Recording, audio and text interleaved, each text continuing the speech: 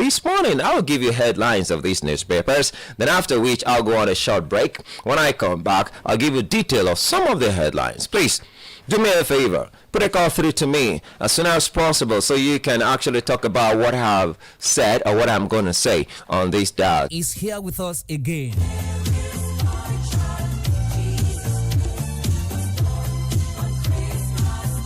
Oh yes, Adamimogo 107.7 FM Idoikiti is using this medium to inform and invite children, parents, heads of nursery, primary and secondary schools, churches and individuals wishing to sponsor children and be a part of our 2024 Father Christmas show beginning from 2nd to 24th December 2024. Come and let's revel in the season of love and giving. It promises to be fun-filled. Our Father Christmas will arrive from Rome and be seated at his grotto in our station to receive children, dance and play with them. There are lots of take-home goodies and gifts from Father Christmas, as well as toys and play gadgets to make children's visit interesting, long-lasting, and memorable. For further inquiries, please contact Desmond Olaoluwa on 0806 511 4430 or Bayo Babalola on 0803 562 5812. Adamimogo 107.7 FM Idoikiti 2024 Father Christmas show promises to be exciting.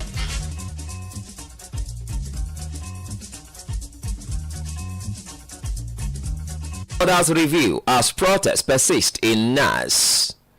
And here is the story. Following the controversy trailing the tax reform bills, President Bola Tinubu has directed the Ministry of Justice to work closely with the National Assembly to address the concerns raised by Nigerians. The president, who is in South Africa, handed down the review order on Tuesday as some northern youth stormed the National Assembly in support of the bills. The bills, the Nigeria Tax Bill 2024, the Nigeria Tax Administration Bill, the Nigeria Revenue Service Establishment Bill, and the Joint Revenue Board Establishment Bill, have generated hot debates and contentions across the country, with northern governors and lawmakers opposed to their passage. Critics argue that the reforms could disturb the balance of fiscal federalism, potentially centralizing tax authority and diminishing state revenues. However, in a move to assuage the high emotion over the reform bills, Tinubu directed the Federal Ministry of Justice and relevant officials who worked on the draft to collaborate with the National Assembly to address all genuine concerns before the bills were passed. Alright. Tax reform Tinubu orders review as protests persist in NAS. On the tax reform bills, KUKA, CITN, NECA, Pengasan suggest way forward. As controversies reign over the tax reform bills, founder of the KUKA Center, Bishop Matthew KUKA, the Chartered Institute of Taxation of Nigeria, CITN, Nigeria Employers Consultative Association, NECA, and Petroleum and Natural Gas Senior Staff Association of Nigeria, Pengasan, have profiled suggestions on how to make the reform work. This came as the federal government asked Nigerians not to inject ethnic and regional slurs into the tax conversation and promised to be accountable and always act in the interest of Nigerians.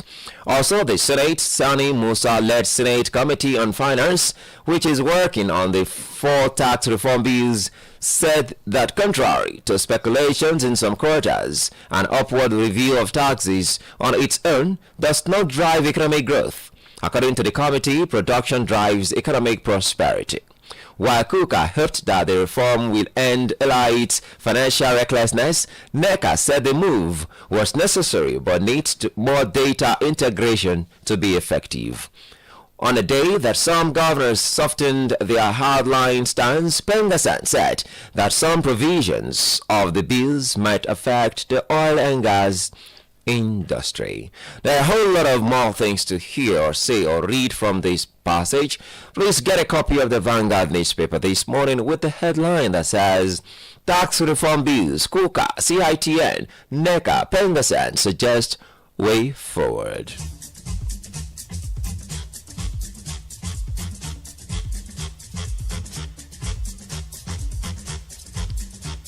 And on the Punch newspaper this morning, I've got this one. Remember, you can put a call through to me from now on and contribute to what we are saying this morning, especially what you've heard from me or what you're still going to hear. 0704 7007 701 or 0707 276 6278. Emefiele cronies acquired 753 duplex estate with forex kickbacks. This is coming from EFCC. Court papers filed by the Economic and Financial Crimes Commission have linked the immediate past governor of the Central Bank of Nigeria, Godwin Emefiele, to the massive Abuja property with 753 duplexes and other apartments located in the cadastral zone area of the capital city. The anti-graft agency on Monday announced the recovery of the property from an unnamed ex-government top brass, describing the property as the biggest single recovery it had made in the course of fighting corruption since its establishment in 2003. The recovery followed the ruling delivered on December 2, 2024 by Justice Jude Onwegboze of the FCT High Court in Apo. In the court documents obtained by Punch correspondent on Tuesday, the EFCC ran a narration linking Emefiele to the massive property spanning 150,500 square meter and identified as Plot 109, Kadezra Zone C09, Lokogoma District, Abuja. All right. Well, it's a very long read anyway. Emefiele cronies acquired 753 duplexes estate with forex kickbacks. That's coming from EFCC. Grab a copy of the Punch newspaper this morning and satisfy your rich. How police officers stole 43.16 million naira cash of 74.9 million naira from owners declared 31.7 million naira. The police at Force Headquarters on Wednesday disclosed that forensic intelligence and investigation into an alleged smuggling scandal of new banknotes totaling 74,950,000 naira, which was being moved on behalf of clients, were revealed that some officers attempted to steal 43,160,000 naira of the money.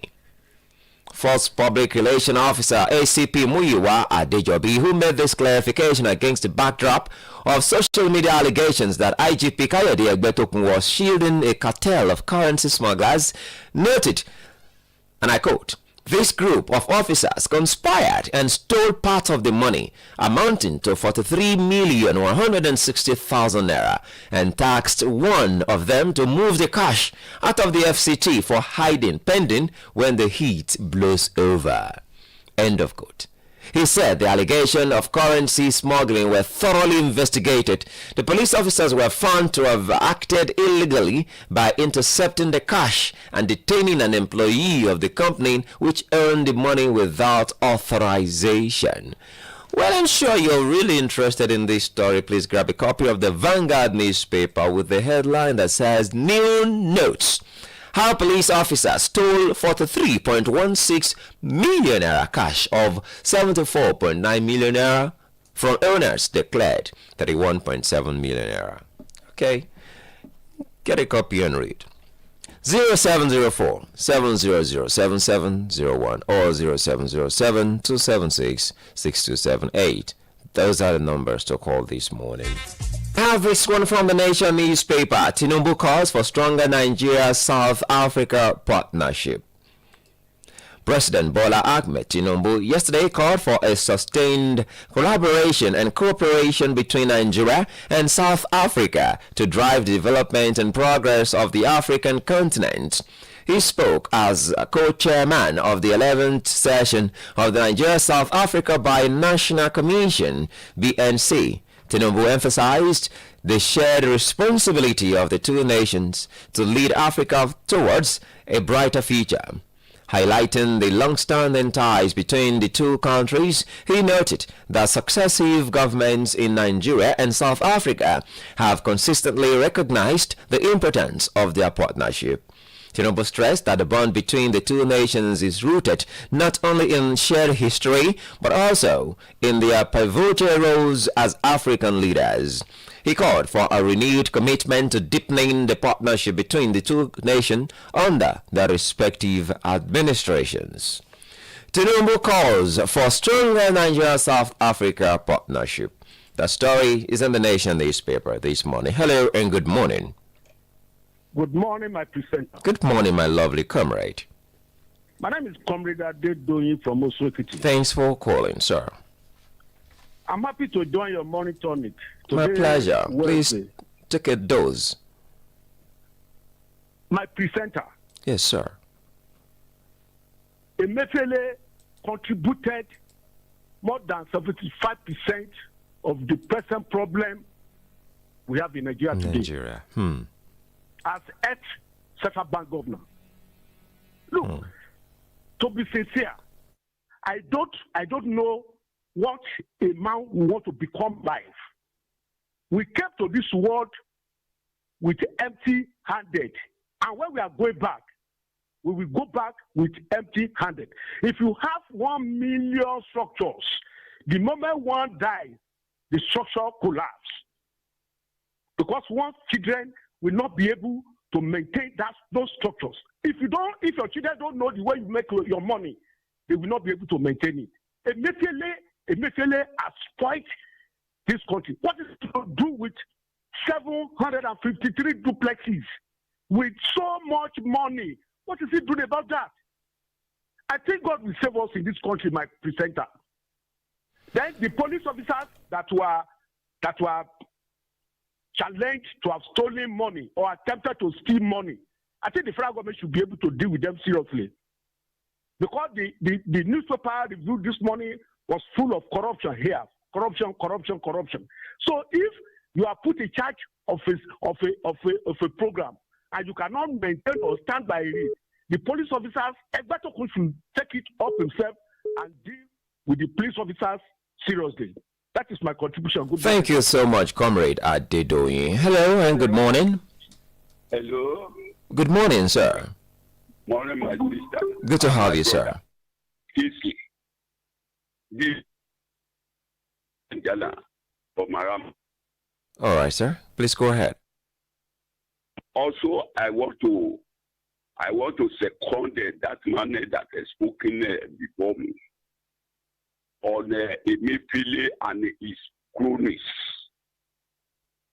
This man built not about 735 buildings. Mason, a man in this our banana country, where we are now suffering. People are suffering now. People are in the gutter. Poor people are in the gutter. They are in penury. A man, because of the opportunity given to you, you built this mason. It's malady. It's malady. The federal government is to give this man and jail him and give him a life day. He doesn't. He is not a woman. He is not an homo sapien to be living with us. You saw that opportunity and you misused the opportunity. You made us to be living in penury. This man should be jailed, should be given life jail. That's my contribution. Thank you so much, sir, for calling this morning. And this will be my last caller before I quickly take the last news. Hello. Good morning, my presenter. Good morning to you, sir. We thank God for what is happening now. It's a lesson to everyone. What will you do with 753 duplexes? And this is a man who was carrying Bible when he was being interrogated here and there. These are the areas where people are now fed up with people going to church, carrying Bible, doing this, doing that. My greatest surprise was when the court gave the judgment, for the final publisher of these materials. Why do we need to hide the identity when we know what is happening? If not because of that polluted, that man who investigate the issue, we wouldn't have known that Mefele 753 duplexes. May God save us. Amen. He's a man by carrying Bible. What is the essence of his Bible now? So somebody was saying that he should be jailed for life. No. He should be given execution, immediate execution. And it will be a lesson to others. We thank God that his has been uncovered. Those that are yet to be uncovered, God will uncover them. May Nigeria continue to be blessed. Amen. Thank you so much, sir. Is my name. Good morning. Good to have you once again. Thank you so much. All right, very quickly, let me take the last news. UK to deport popular Nigerian pastor Toby Adegboyega.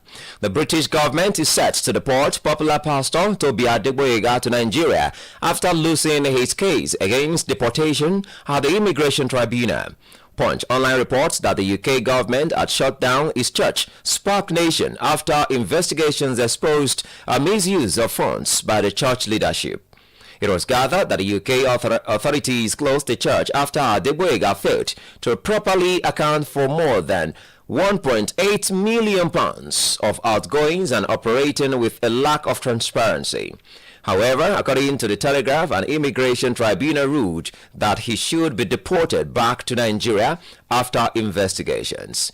After arriving on a visitor's visa in 2005, Adegboyega has lived in the UK unlawfully ever since.